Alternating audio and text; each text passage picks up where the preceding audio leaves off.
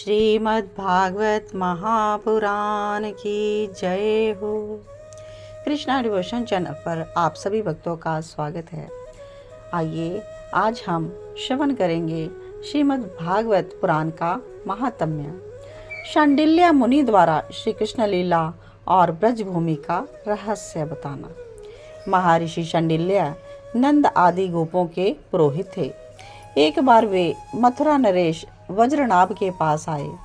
वज्रनाभ के मन में वज्रभूमि के विषय में जानने की बड़ी ही इच्छा हुई। उसकी इच्छा को देखते हुए महर्षि शांडिल्य ने वज्रनाभ से कहा कि व्रज का अर्थ है व्यापति। व्यापक होने के कारण इस भूमि का नाम ब्रज पड़ा। 3 गुणों से परे जो परमात्मा है वही व्यापक है, इसलिए इसे ब्रज कहते हैं। वह सदानंद स्वरूप परम ज्योतिर्मय और अविनाशी है। जीवन मुक्त पुरुष उसी में स्थित रहते हैं। इस पर ब्रह्म स्वरूप ब्रज धाम में नंद नंदन भगवान श्री कृष्ण का सदैव निवास रहता है। उनका एक एक अंग सच्चिदानंद स्वरूप है। वे आत्मा राम और आत्म काम परमेश्वर हैं।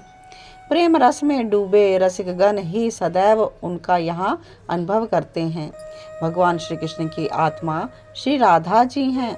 उनसे रमन करने के कारण ही रस मर्मज्ञ ज्ञानी पुरुषों ने आत्मा राम कहते हैं।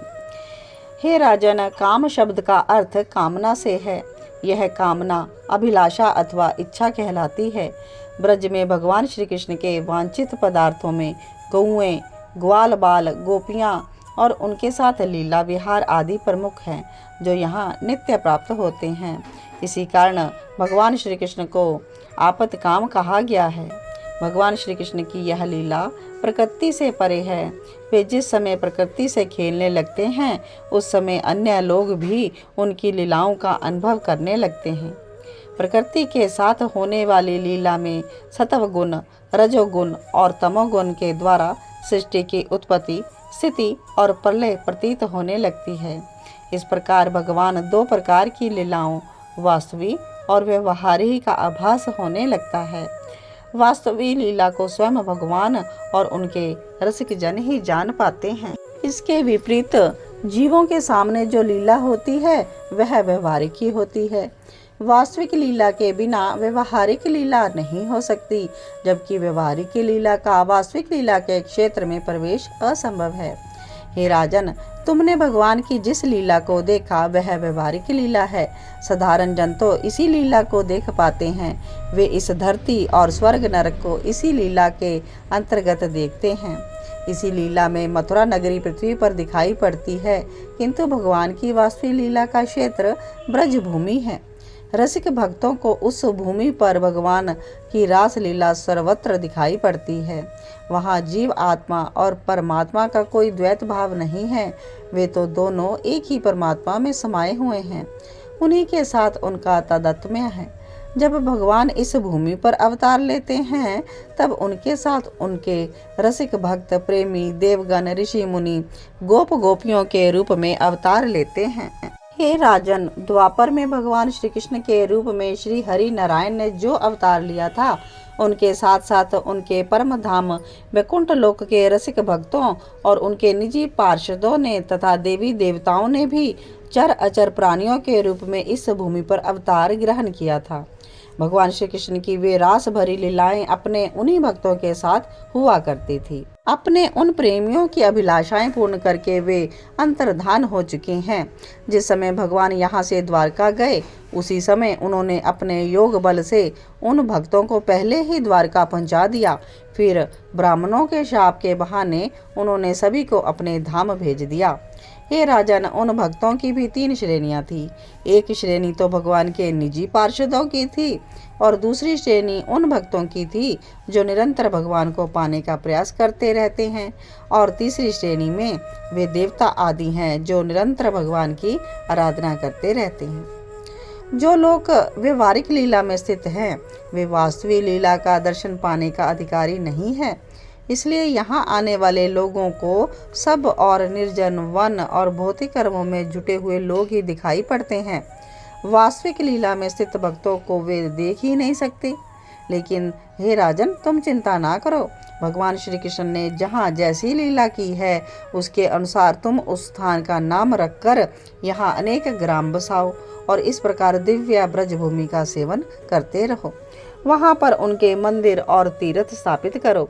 ऐसा करने से तुम्हारे राज्य की प्रजा बहुत सुखी संपन्न हो जाएगी, तुम्हें भी तो परम सुख प्राप्त होगा। ऐसा कहकर शांडिल्य मुनि राजा वज्रनाभ को आशीर्वाद देकर अपने आश्रम पर चले गए। उनके जाने के बाद वज्रनाभ ने उन सभी स्थानों की खोज कराई जहां भगवान श्री कृष्ण अपने प्रेमी गोप गोपियों के साथ नाना प्रकार की लीलाएं करते थे।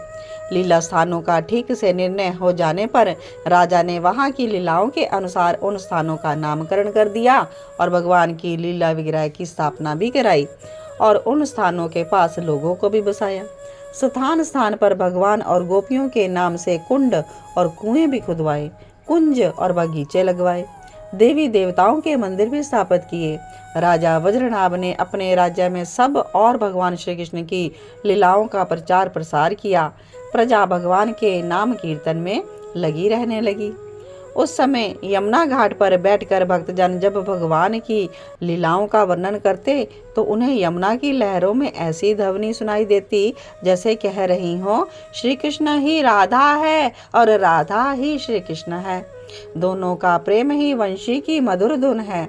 राधा की सखियां भी भगवान श्री कृष्ण के चरणों के नख रूपी चंद्रमा की सेवा में लगा रहने के कारण चंद्रावली नाम से पुकारी जाती हैं। श्री कृष्ण को पाना है तो श्री राधा जी को भजो। जय श्री राधे। आगे चलते हैं।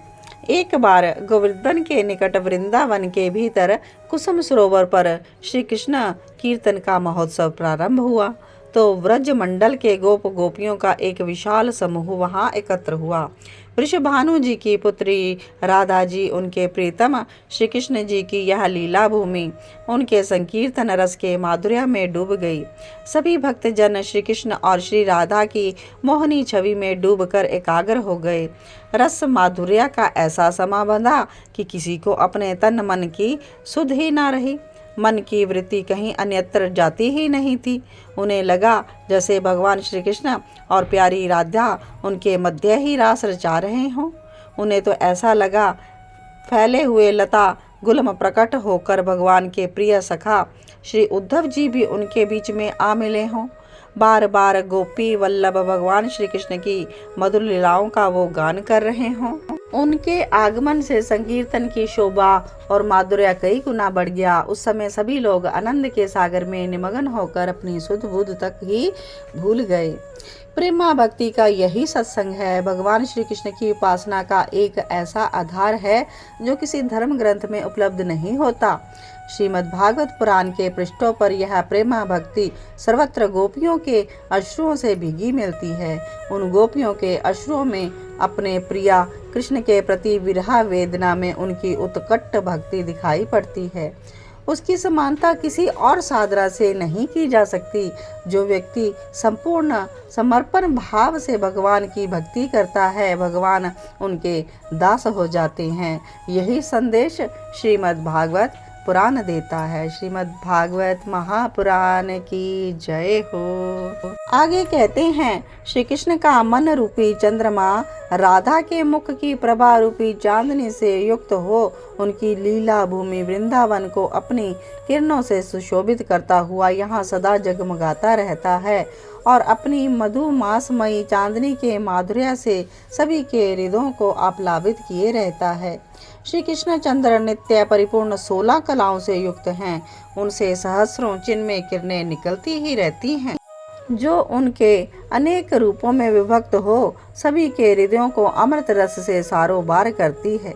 इन सभी कलाओं से युक्त नित्य परिपूर्ण श्री कृष्ण की रूप माधुरी ब्रज भूमि में सदा विद्यमान रहती है।